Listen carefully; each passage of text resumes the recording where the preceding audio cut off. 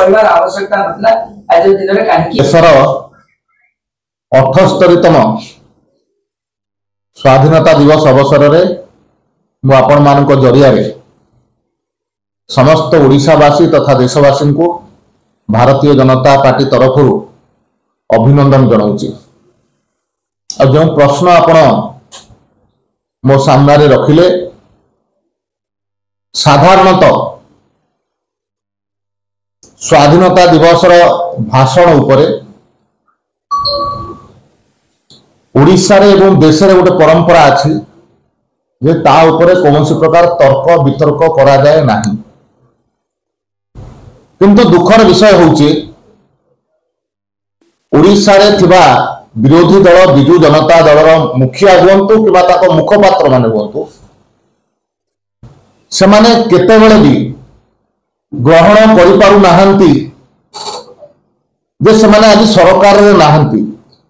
ଓଡ଼ିଶାବାସୀଙ୍କ ଦ୍ୱାରା ସେ ପ୍ରତ୍ୟାଖ୍ୟାତ ହୋଇଛନ୍ତି। ମାଛ ବିନା ଜଳ ବିନା ମାଛର ଯାହା ଅବସ୍ଥା ହୁଏ, ଆଜି କ୍ଷମତା ବିନା ବିଜୁ ଜନତା ଦଳର ସେହି ଅବସ୍ଥା ହେଇଛି।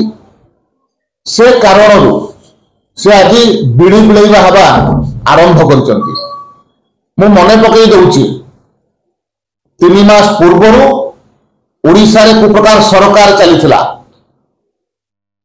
ଦୀର୍ଘ ଦିନ ଧରିକି ସରକାର ରହିଲା ପରେ ମଧ୍ୟ ସାମାନ୍ୟ ସ୍ୱାସ୍ଥ୍ୟ ସେବାର ବ୍ୟବସ୍ଥା କରିପାରିନଥିଲେ।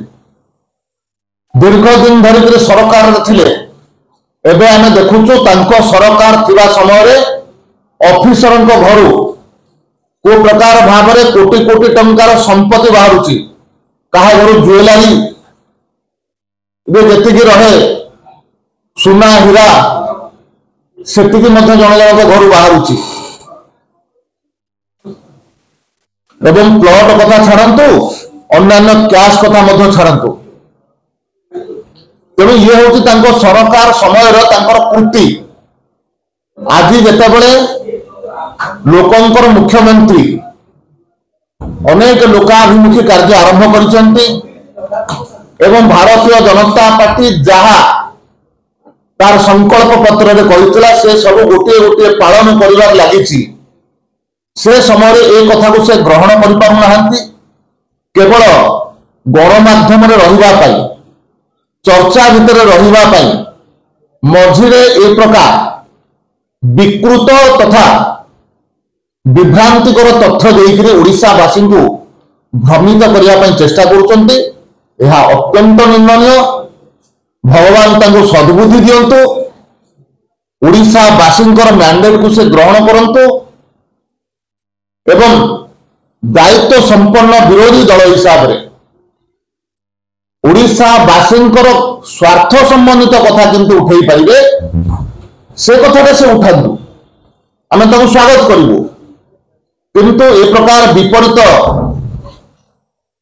ନକାରାତ୍ମକ କଥା ଉଠାଇ ଓଡ଼ିଶାର ଯେଉଁ ପରମ୍ପରା ଅଛି, ରାଜନୈତିକ ପରମ୍ପରାକୁ ସେ ଭଙ୍ଗ ନ କରନ୍ତୁ।